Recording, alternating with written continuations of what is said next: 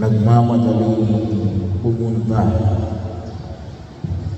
sa isang bayan sa kabulunan ng Juda. So ito yung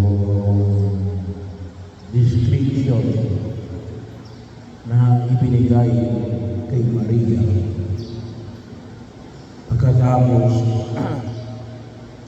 na siya'y balitaan ng Anghel Gabriel na siya ay magdadalang tao at ipinahayag niya rin na kung saan si Elizabeth na kanyang pinsan ay nasa ika-6 na buwan na ng kanyang pagdadalang tao kay Juan Bautista. Kaya ito yung kanyang pagkilos. Nagmamadaling pumunta sa isang bayan sa kabulunan ng Juda. Yung kanyang pagdalaw para makatulong kay Elizabeth. Kasi alam naman natin na kung saan ito ay nasa kanyang katandaan. Siya ay magbibigay ng suporta hindi lamang physical, ngunit kayo din bilang moral support sa kanyang pagdadalang tao at panganganak sa gitna ng kanyang katandaan. So bahagi yun na kung saan ay ano yung nakita natin dito, yung kahandaan na tumulong sa nangangailangan. Well, bahagi yun maaaring gawa ng kultura na pagiging isang Hudyo na nagtutulungan ang mga magkamag-anak, pero higit sa lahat yung pagkilala sa kagandaang loob ng Diyos, sa kalooban ng Diyos. Kaya niya binigyan ng higit na pagpapahalaga yung panahon na kanyang ibinibigay sa gitna rin ng kanyang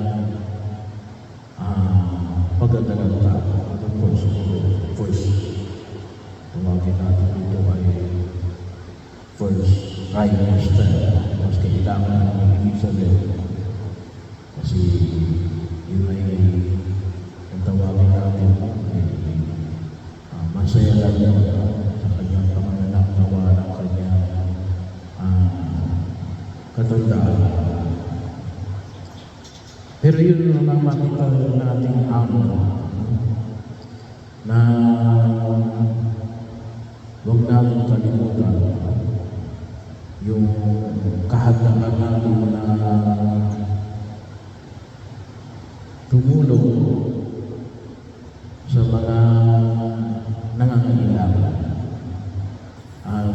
Magkaroon tayo ng panahon na gawin natin ito ay tumakot sa landas ng pagtulong sa tingin natin na ating makakayanan. Pero ito ay hindi naman nangailangan na financial resources. ginamantang dito ay yung sarili para makatulong kay Elizabeth at kay Zacarias. Pangalawa ay huwag natin kalimutan na yung kanyang pagdalaw ay dala-dala niya si Jesus. Yun ang bahagi yun. Kaya nga anong sabi ni Elizabeth na siya ay binati na nasa sinapupunan ni Maria at ang kanyang dinadala gawa ng kanyang pagdala. Huwag natin kalimutan isama si Jesus. Hindi lang mo kasi lumisan kaya tayo natulong ay baka lamang gawa ng ating sarili. Dapat tayo ay sa ating pagtulong at sa ating pagdalaw dapat maniwalang sa atin natin na hindi lang ito sa pansarili nating pagkilos na ito ay isang misyon na ipinagkakaloob ng Diyos sa atin. Kasi yung pagtulong na wala sa Jesus, pagtulong yun. Pero sabi nga natin, hindi bahagi lamang ng Panginoon tao. Pero dapat makita natin na yung pagtulong natin ay ang makita ay hindi lamang yung ating sarili. Ngunit ang maramdaman nila na yung pagtulong ng Diyos. Makita sa atin ang pagkilos ng Diyos sa buhay ng mga taong dinadalaw natin. Makita ng Diyos sa mga taong nakakasalangkuha natin. Na masabi naman, hindi lang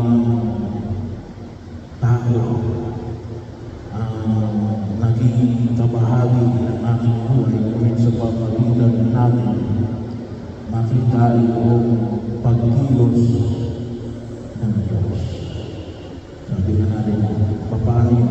Kaya dapat maging aware tayo na yung aming pagtutulong ay isang pagtutulong na maliwanag sa atin na dala-dala natin si Jesus.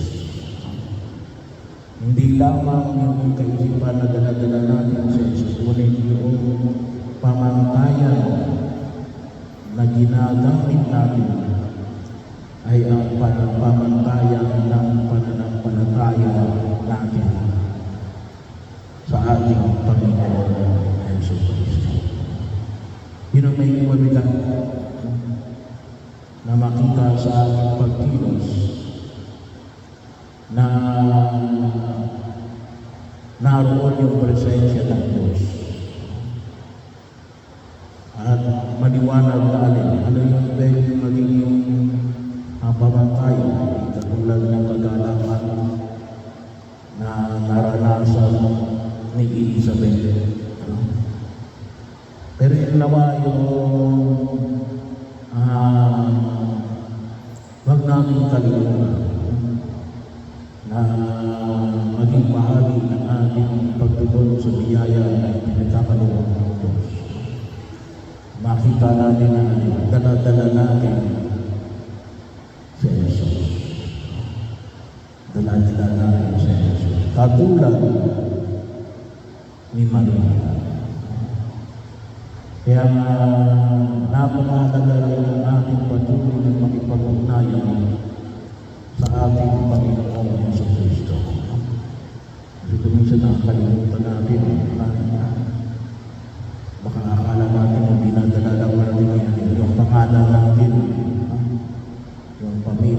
natin, yung apelido natin, hindi natin kuminsan na nararamdaman at nakikilala natin na dinadala din natin sa Jesus. Katulad ni Maria. Kaya bahagi yun. Kaya sana hindi natin pangalagaan yung ating pakiisa sa banal na pagdiriwang ng misa. So, huwag natin kalimutan natin. Dinadala din natin na Jesus. Bakit natin natin sa Jesus? No? Ilang kumisa masyado natin ay hindi tayo naging aware. Pero higit na magiging makahulugan nasa ating paglalaw,